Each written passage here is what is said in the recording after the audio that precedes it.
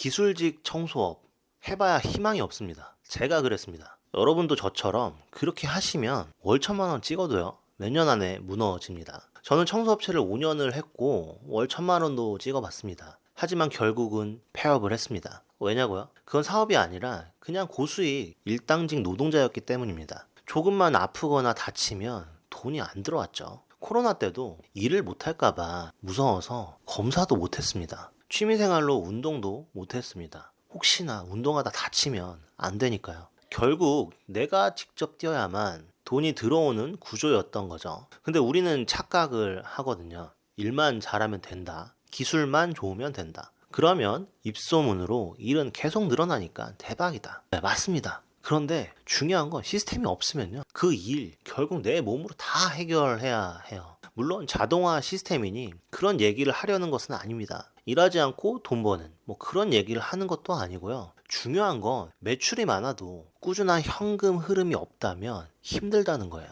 일이 들쑥날쑥하고 며칠만 일이 없으면 불안하고요. 또 일이 많으면 힘에 부치고 쉬지도 못하죠. 그리고 주변에서는 말합니다. 일 많으면 좋은 거지. 감사해야지. 네, 맞는 말입니다. 하지만 매달 예측이 안 되는 구조는 곧 무너집니다. 계획할 수가 없게 됩니다. 예를 들어 월급 500만 원 받는 직장인이 월 1,000만 원 버는 사장님들보다 실제로 저축을 더 많이 하는 경우가 많습니다. 왜냐면 한 달 제일 많이 벌었던 수치만 기억하기 때문인데요. 거기에 맞춰 생활하고 거기에 맞춰서 고정비용도 그렇게 늘려버리는 거죠. 근데 그 매출이 매달 일정하게 나오진 않거든요.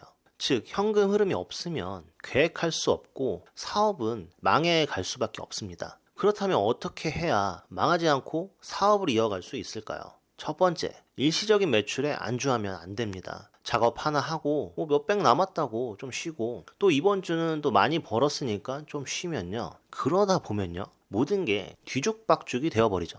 그리고 그건 사업이 아니라 몸값이 비싼 일당직인 거죠. 사업자는 현장 일이 전부가 아닙니다. 현장에 나가도 다음 일을 준비하고 장비도 정비하고 또 고객 관리도 하고 마케팅도 해야 합니다. 어떻게 하면 매출을 늘릴 수 있을까? 그런 고민을 하고 또 그에 맞는 행동을 해야 합니다. 모르는 것이 있으면 배워야 하고 다른 현장에 음료수 사들고 찾아라도 가야 합니다. 여러분은 사업자죠. 간이든 일반이든 사업자 번호가 있다는 건 회사라는 마음이 필요하다는 겁니다. 두 번째, 고정거래처 찐 고객을 만들어야 합니다. 그리고 처음에는 어떤 작업이든 가리지 말고 다 해야 합니다. 그걸 통해 노하우도 쌓이고 실력도 늘어나는 거죠. 그리고 고객에게 입증을 해야 되는 거예요.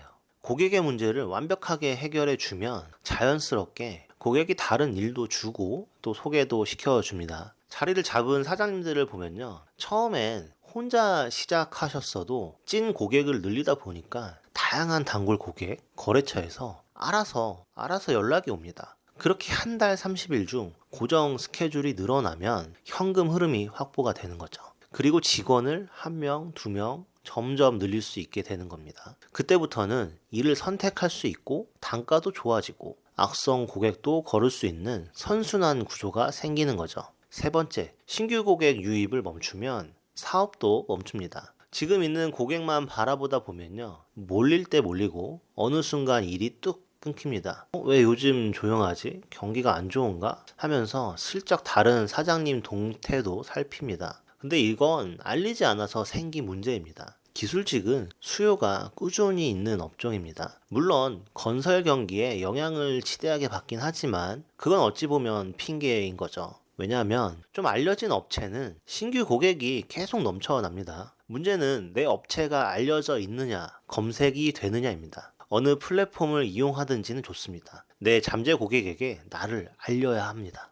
이렇게 얘기하실 수 있어요. 그런 건 해봤자 안 돼요. 어떻게 하는지 모르겠어요. 어려워요. 이런 핑계는 사실 사업자한테는 의미가 없습니다. 우리는 생존인데 이런 말이 나온다는 게 좀 아이러니하죠. 당연히 처음엔 어렵겠지만 그럼에도 해야 합니다. 지속적인 마케팅은 지속적인 신규 고객을 유입시키고요. 그것이 현금 흐름을 만드는 완벽한 시스템입니다. 망하지 않는 사업이란 흐름이 있는 사업입니다. 크게 버는 달이 있어도 다음 달에 못 벌면 끝입니다. 그래서 월 1,000만 원이 중요한 게 아니라요. 500만 원을 벌더라도 꾸준히 나올 수 있는 흐름을 만들어야 합니다. 그래야 매출을 예측하고요. 그에 따라 계획할 수 있게 됩니다. 오늘 영상을 한번 정리해 보겠습니다. 이 세 가지만 가져가시면 되는데요. 첫 번째, 나도 망할 수 있다라는 걸 미리 깨닫고 위험한 구조에서 벗어나야 합니다. 둘째, 매출이 아닌 현금 흐름이 중요하다는 것을 말씀드렸습니다. 셋째, 단순히 일당직이 아닌 한 사업장의 사장이라는 생각을 하시고 행동하셨으면 합니다. 그러기 위해 가장 중요한 것이 지금 당장 여러분을 알려야 합니다. 오늘 준비한 영상은 여기까지입니다. 도움이 되셨다면 구독 부탁드리겠습니다. 감사합니다.